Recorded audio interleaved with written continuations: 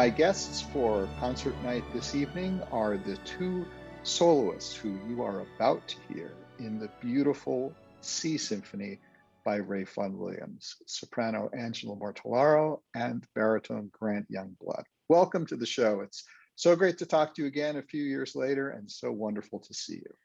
Yeah, great to see you too. Thank you so much for having us. So let's start by refreshing people of some of the things that you have performed here at the Dayton Performing Arts Alliance, because both of you have appeared as soloists with the Philharmonic, but also have performed on stage with Dayton Opera. Angela, I know in addition to Vaughan Williams, of course, you were in the world premiere of The Book Collector. Can you refresh us all various times you've been with us here in Dayton? Sure, I'd love to. Actually, the Dayton Opera was very special to me because Tom Bankston gave me one of my first professional jobs singing Lucia in Lucia di Lammermoor. I remember that. Yeah, which turned out to be one of my favorite roles. So Dayton Opera always had a very special place in my heart. And then, of course, as you mentioned, The Book Collector, which was a double bill with Carmina Burana, which was also staged. And so those are the two other times I appeared in Dayton and loved it. And Grant, your resume with Dayton Opera is a long one, but give us some of the highlights, because it's been wonderful having you on the stage so much. I've always enjoyed my visits to Dayton. It's like Angela said, it's a very special place in my career as well. Tom Bankston gave me the opportunity to perform my first Figaro in Barber's Seville. That was in Dayton. Also my first Iago, actually, in Otello was in Dayton. Right. So both of those are, great roles. Sung Rigoletto there. I've sung Amonasro in Aida. So lots of great music. And, the Schuster Center is one of my favorite places to sing. And one of the nice things that's happened since the merger of the ballet and the opera and the Philharmonic, we're now in our 10th season, which is hard to believe, wow. Is that we've really tried to sort of cross-pollinate the singers who appear on stage with Dayton Opera with the soloists who appear in concert with the Philharmonic. So it's been really nice so that people in the audience can see people's faces and voices in different contexts. And it has really been great.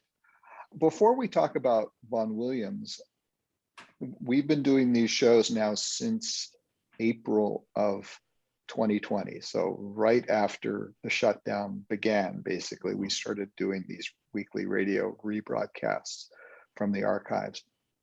And I started doing interviews at Intermission probably, I think, in the second show. So one of the topics always was, well, what are you doing during shutdown? Which was interesting to hear what people were doing, but it also got sad after a while. And of course, most people were doing the same thing. Mm-hmm. Now I'm trying to ask people a different question, which is, have you returned to performing as we are hopefully coming out of this mess? And what's been the first thing that you've performed? Grant, why don't you tell us first? Well, right now I'm winding down a run of Germont in La Traviata in Albuquerque, New Mexico for Opera Southwest. This is my first staged gig since the shutdown. So it's nice to get back to it, and especially with a role like that I've done so much before and know really well. That's my first official thing. As the shutdown was ending, I was teaching a fair bit at home. I did a couple of recitals and did some sort of outdoor, little what they call pop-up opera events. But this is my first staged thing since the shutdown, so it's been great to get back to it. And a wonderful role for any baritone. And a wonderful role. Sing. Yes. So it's having like a big marshmallow as your first. Yeah. After a long big marshmallow, big hamburger, I don't know, something like that. So Angela, what's your experience been coming out of the COVID Sure. era? Yeah. I just want to say that actually, I don't think it was very long before the shutdown that Grant and I sang Traviata together in Cleveland at the Maltz Performing Arts Center. And I can tell you firsthand how beautiful Grant is in that role. So that was one of my last performances before the shutdown as well. But actually, I have taken a different turn in my career, and I am development manager for Apollo's Fire Baroque Orchestra based in Cleveland. And so that's really what I spent the pandemic doing, is trying to help that group thrive through a challenging time. And now continuing that position with the orchestra and enjoying it very much as we sort of emerge out of this pandemic slowly. And are you hoping to add singing back to your fundraising duties? Perhaps. I haven't done much singing. Of course, actually what's happened is I'm playing a lot more piano these days, because I was actually a pianist before I was a singer. But yes, I do plan on returning to singing. Good, because we would miss you very much if you didn't. Thank you. So I was talking just a moment ago about having singers appear with us here in Dayton, both in theatrical roles with Dayton Opera and in concert roles with Dayton Philharmonic. So talking about the Vaughan Williams Sea Symphony, this is a perfect opportunity to ask both of you a question that I find interesting, and I don't know the answer to it all, which is, how different is it for you as singers in the concert context versus the theatrical? Obviously, you have no staging in most cases, but are there differences in the way you prepare, differences in the way you approach the process, or is singing just singing, and in one case you're wearing, fancy dress clothes, and another you might be wearing rags or a straitjacket, depending on what the opera is and whether you're in the United States or Europe. True. Angela, why don't you start?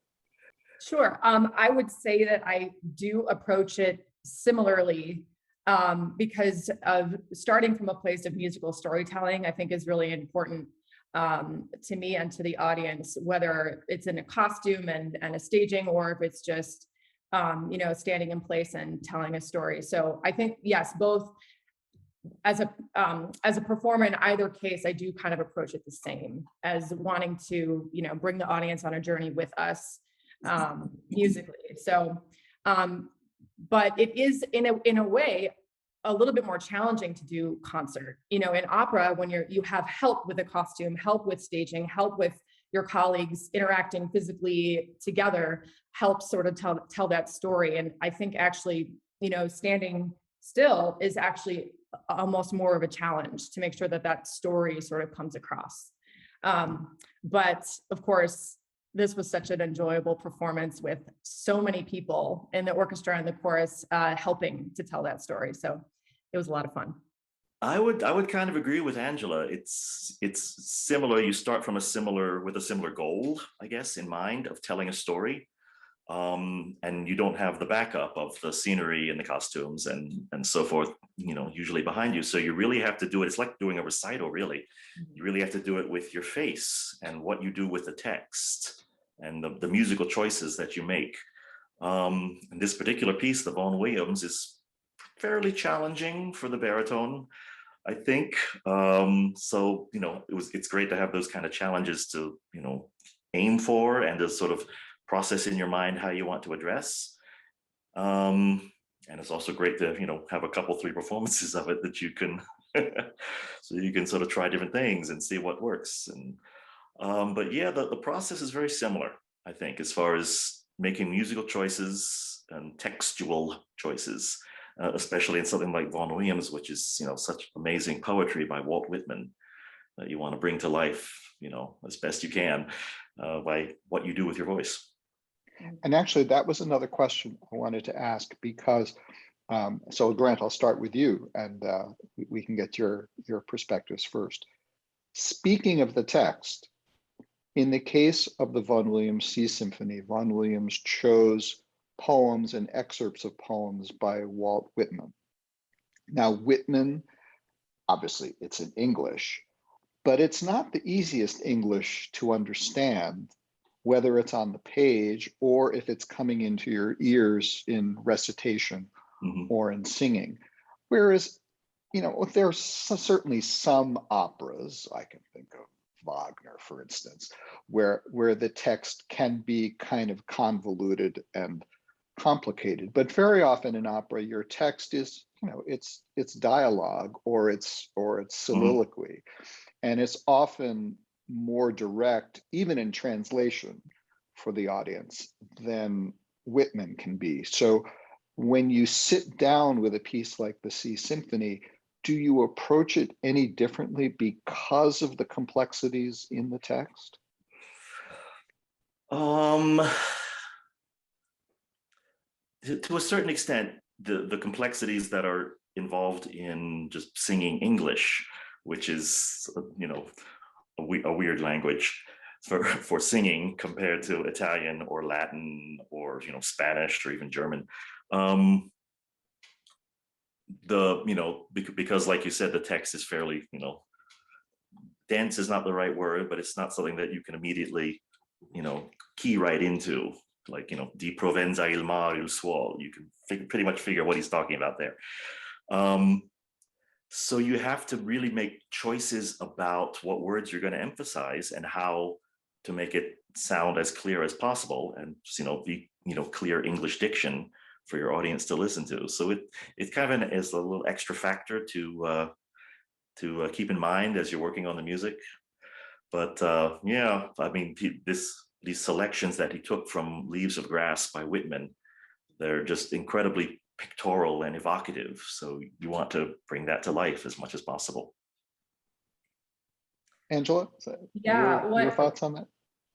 Absolutely. I mean, one of the challenges I found in this piece is that a lot of the words happened on long notes. You know, the phrases were very long. So it took, you know, time to hear all the words.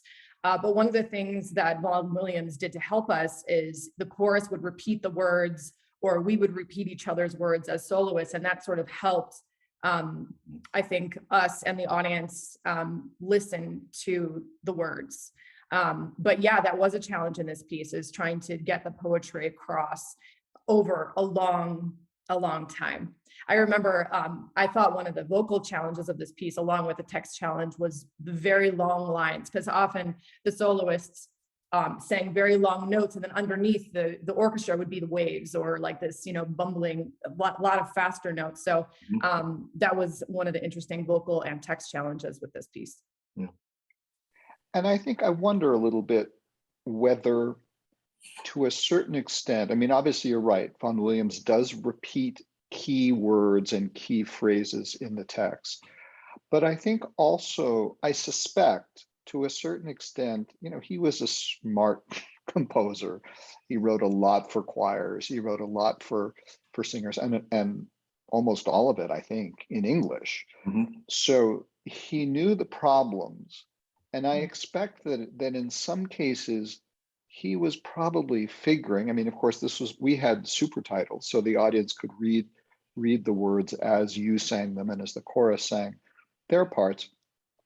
But I suspect, as a practical person, he probably assumed that a certain amount of the text is going to be lost on the audience, and that his job as a composer was to fill in any of those gaps with the music, so that even if you didn't get the word, or you didn't get the meaning of the complex syntax that Whitman was using, that his music would communicate the emotion to the audience, and that the combination of the words and the music would end up being more effective communication-wise than either one would be separately. And I think he did that magnificently. Yeah, I would agree.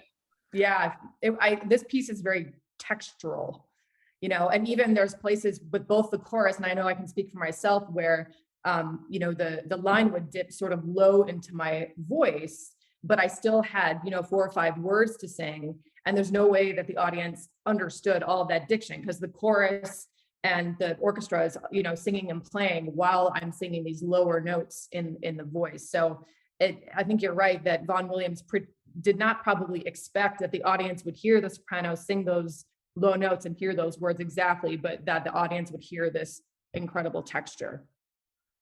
And it is indeed just, this is a piece that I had wanted to conduct for years and years and years.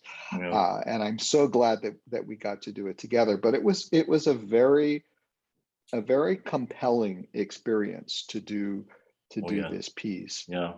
So I'm just curious, in closing, what thoughts you guys have of the experience of, it's one thing to be a singer and to be on stage singing Verdi or Puccini. It's another thing to be on stage with a chorus and orchestra behind you singing Verdi or Beethoven or Mozart or something like that. Was there anything special about the Vaughan Williams experience, or just any thoughts that you have that, looking back on this piece from a few years? Yeah, I remember just the opening, the opening where the soloists are not singing yet, and you have this incredible wave, right? A wave of sound behind you. It's like, about to push me off the stage. No, I remember just hearing all that sound, all that powerful sound, just kind of sent a shiver, like a good shiver down my spine. And when you're singing opera, the orchestra is usually in front of you, or it's in the pit. And when the orchestra is behind you like that, you can really hear them differently. And also, I'm standing right in front of the strings, the violins, and hearing them so clearly and hearing what they're doing right behind me is just so fun and such a joy. So I do remember those opening moments of just exciting music. Yeah, I would totally agree. I had the same feeling when again, about the opening of that first Behold the Sea with the orchestra behind you. And it's like, it sort of reminded me the first time I sang in the Verdi Requiem, and, first heard, the whole Tuba Mirum and the whole Dies Irae theme. It's that same kind of wallop of sound. It's really thrilling. And I often wonder, like, how, because Vaughan Williams went to study with Ravel as he was writing this piece shortly before he finished it and arranged for the premiere, and he wanted some of that, what did he say, French sound, French orchestration. One of Ravel's very few students, and I wonder how that sort of like factored into how he wanted that, initial wallop, those first chords to hit the audience. But yeah, that's a thrilling moment, and likewise the very quiet ending is also a similar kind of emotional wallop. It's just a thrilling experience. I'm so glad we got to sing it together. Thank you so much for joining me for this conversation. It was great. Reminded me of the great sort of rapport and camaraderie that the three of us had working on this project. And I look forward to an opportunity when we can do it again, either in pairs or as a trio. Sure. Love to. Absolutely. Thank you, Neal. Thank you.